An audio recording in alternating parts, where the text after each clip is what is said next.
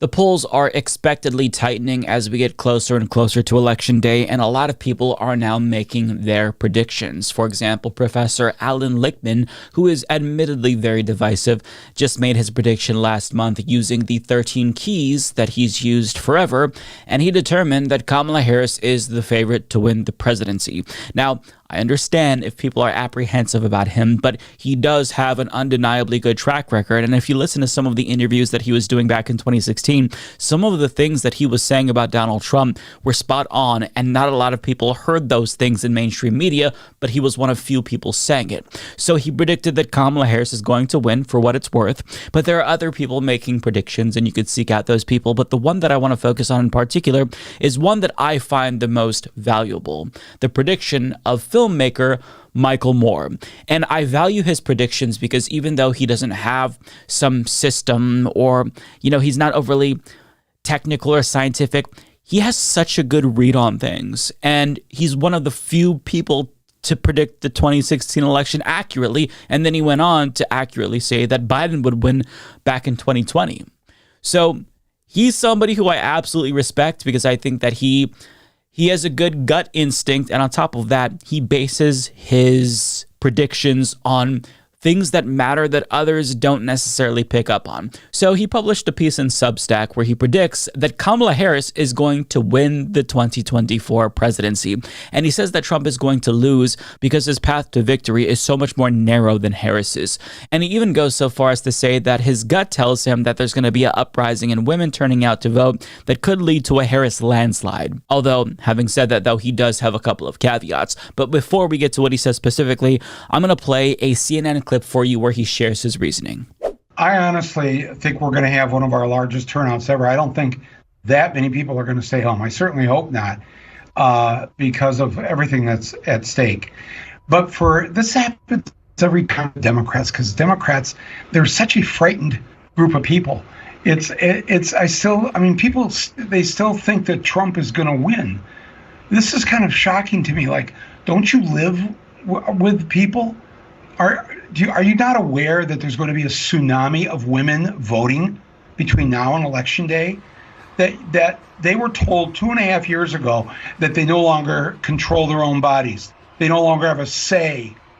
If they get pregnant, an unplanned pregnancy, the law now is that in many of our states that you have to have that baby, and if we have to do whatever we have to do, sort of the legal version of strapping you down to the table until you birth that baby, then so be it. That's the law of the land now. And anybody who thinks that women are going to stay home, that women are going to tolerate this, do you not know any women? Do you not live with a woman? Is there a next door neighbor? Is there somebody you could just go ask them?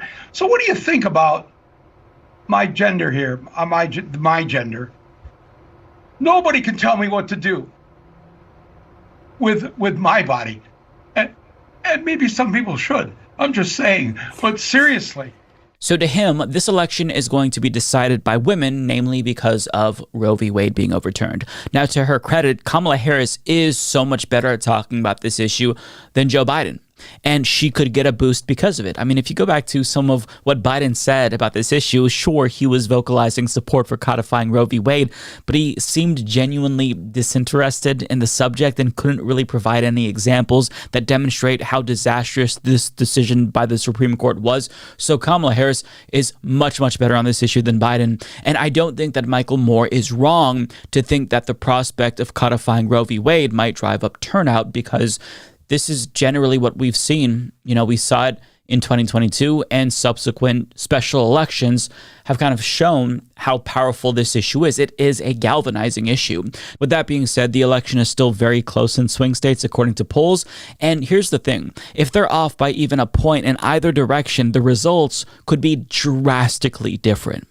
But I want you to listen to CNN analyst Harry Enten, who's going to explain the difference in polling discrepancies between 2020 and 2022 elections. And I think that that's going to give us some insight about what to expect in 2024. How confident should anyone on earth feel that these numbers would actually stick? Okay, so I consistently say this race is too close to call. So I decided to go back through history, okay? And this, to me, says everything. How much do the state poll averages miss by, all right? The average error since 1972 in the close races in those battleground states we've been looking at, 3.4 points. 3.4 points.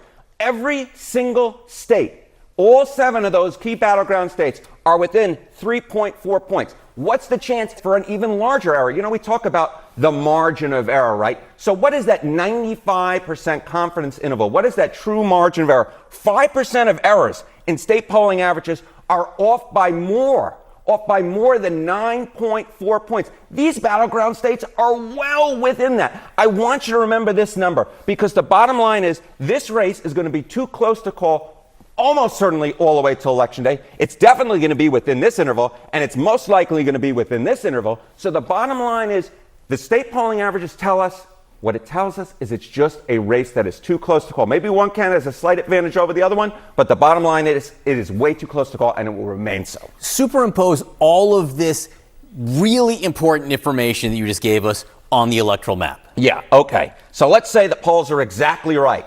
If the polls are exactly right, Kamala Harris gets 276 electoral votes to Donald Trump's 262 because she carries those Great Lake battleground states despite losing North Carolina, Georgia, and Arizona. But let's say we have a polling miss like we had in 2020. What happens then? Well, then Donald Trump wins the election in a blowout with 312 electoral votes because he carries all these Great Lake battleground states, plus Nevada, plus the other states he was leading in, Arizona, North Carolina, and Georgia.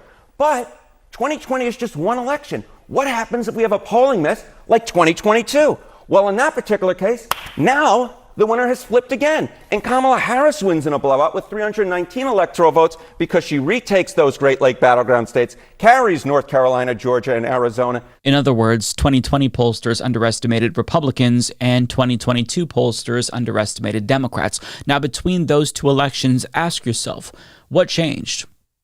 Well, obviously, Roe v. Wade was overturned, so odds are if the polls are incorrect again, and they are underestimating one party, we can reasonably deduce that they're likely underestimating Democrats, as was the case in 2022 because of Roe. Now, there's also a lot of polling experts who say that the markets, the polling markets, that is, they're being flooded with more junk polls that skew towards Republicans that seem to be giving Trump a boost. Now, we'll have to wait to see if that bears out when the results actually come in, but it seems like these polls disproportionately favor Republicans. I don't know if that's purposefully or if they're just bad polls, but either way, I don't think that it is unreasonable to think that maybe Kamala and Democrats are being underestimated in these polls. So Michael Moore, I think, has a good reason to believe that women are going to drive up turnout in 2024 since they've turned out in large numbers in 2022 and subsequent special elections. But still, this prediction hinges basically on him disregarding the polls to an extent, at least, right? I mean, the polls still show that Kamala Harris would win narrowly, but he's saying she'll win and Trump could lose in a landslide. So if he does end up being right, then I feel like there's no going back. Michael Moore is the best predictor in American politics when it comes to elections. But again, he has to disregard polls to at least a small extent. So he's going to address that in the following clip.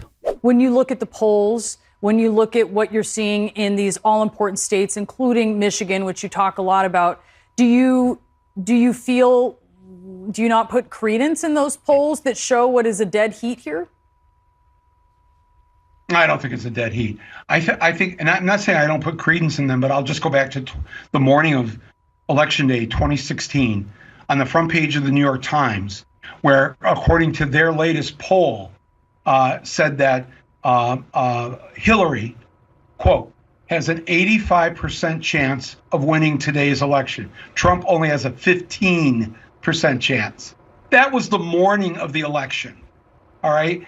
No, I don't think people should be running their lives based on these polls.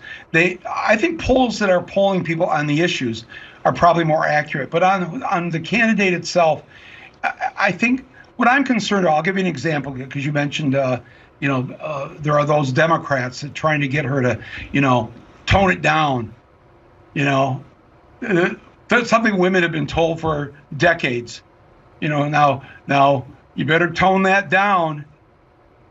Yeah, that's what the reason she's so progressive, because she believes in a woman's right to choose. She believes that 14-year-olds should not be able to take an AR-15 into a school, and she's going to ban these assault rifles that used to be banned. That Republicans actually used to vote in favor of the assault weapons ban 30 years ago. Now, you go down all her positions and they line up exactly with where the majority of Americans are at. The majority of Americans believe climate change is real. The majority of Americans believe the minimum wage is too low. I'll be honest, this is where he starts to lose me, because I don't think that this argument is as strong as the previous argument that we heard. Of course, polls aren't gospel and they don't translate into actual votes, but Kamala Harris is not a progressive, even though the electorate might perceive her to be a progressive. But the same argument that he's making about Americans being aligned with her on policy could have been made about Hillary Clinton as well. I mean, sure, she was deeply unpopular as a candidate, but she still supports a lot of the policies that Kamala supports. $12 an hour minimum wage. Thankfully, Harris is at 15. But also, Hillary Clinton said that climate change is real, but she still lost. And it's because even though Americans might agree more with Democrats on policy, they don't necessarily vote based on policy. They vote mostly based on vibes. And that might sound condescending to say, but elections have kind of shown that that's how a lot of Americans vote. Not all of them, but a lot of them, namely undecided voters who are going to determine the outcome of the election. So I think that that is a weaker argument for him to make. But to be fair, his reasoning about women driving turnout because of Roe is actually sound, and I think he's onto something, but he does have a very important caveat that we have to touch on. So he says that things could still go south for Kamala Harris because he says that Biden's complicity with Israel's genocide in Gaza has absolutely suppressed turnout in states like Michigan, and he would know because he is in the state of Michigan. And he also says that Harris could actually demoralize the Democratic Party's base even more if she continues to go down this path where she runs to the right. Now he says runs to the center in the article that we're about to read, but she's running to the right. She's adopting the Republican policy on the border. She's adopting the Republican policy on fracking. So I would say that him characterizing this as her running to the center is not correct. She's running to the right. We'll call it what it is. But nonetheless, here's his reasoning. He writes, another mistake that could be made in these final 4 to 5 weeks is if Harris is advised by her wealthy donors to shun the left and drop her more progressive positions in favor of a move to the center.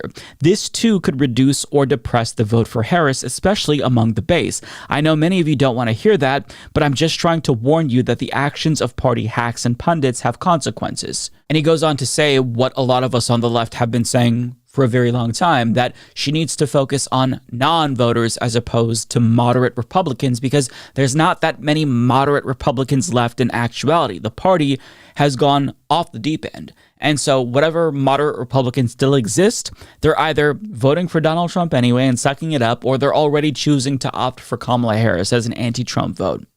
But those people are a very small portion of the population, whereas the potential non-voters that she could mobilize could make all the difference here. And I think that if a campaign made an effort to appeal to some of these people who have never voted, that could be all the difference, right? So he's making a prediction here, but he's cautious, which I respect, and he notes that things can still go south. Now, Harris just proposed a plan to have Medicare cover the cost of long-term care for seniors. I think that that right there is a great move. That is much more effective than a rally with Liz Cheney, for example, where she praises Liz Cheney's dad, who's a war criminal who should be in prison right now. Those kinds of things are bad. They turn off the base. But I will say there's a difference between turning off the base and angering the base by not doing what they want or not appealing to them, and turning off the base by basically spitting in their faces. That is what Hillary Clinton did in 2016, and it cost her dearly. Now, Biden did make a lot of overt appeals to the left after that bitter primary between him and Bernie Sanders in 2020, and he won. Harris is angering the base like Biden by not listening to what the base wants on Gaza policy, but she's not going out of her way to spit in the faces of leftists. So that's one thing that she has going for her, although they still will be pissed off. We still are pissed off if you don't do what we say you should do on Gaza, especially if the rest of the country agrees with us. But, I mean, That's Michael Moore's prediction. I don't know if I'm as optimistic as he is, but I do appreciate him making this prediction, and I feel better about the election because he said this. Because again, Michael Moore has a fantastic track record. He predicted Trump in 2016 and Biden in 2020.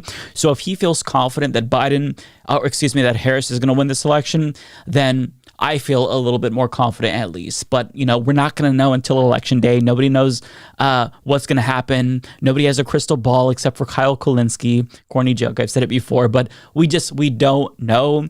And with the polls being this close, I think that these kinds of predictions are important because there's a lot of factors that a lot of us won't know about or even contemplate until election day takes place, where we can look at the numbers and see the results.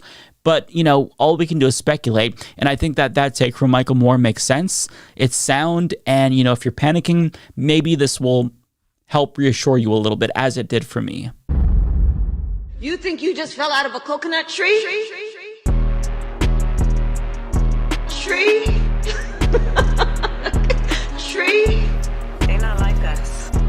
Tree? Tails on the bus, go round and round. Tree? You think you just fell out of a coconut tree?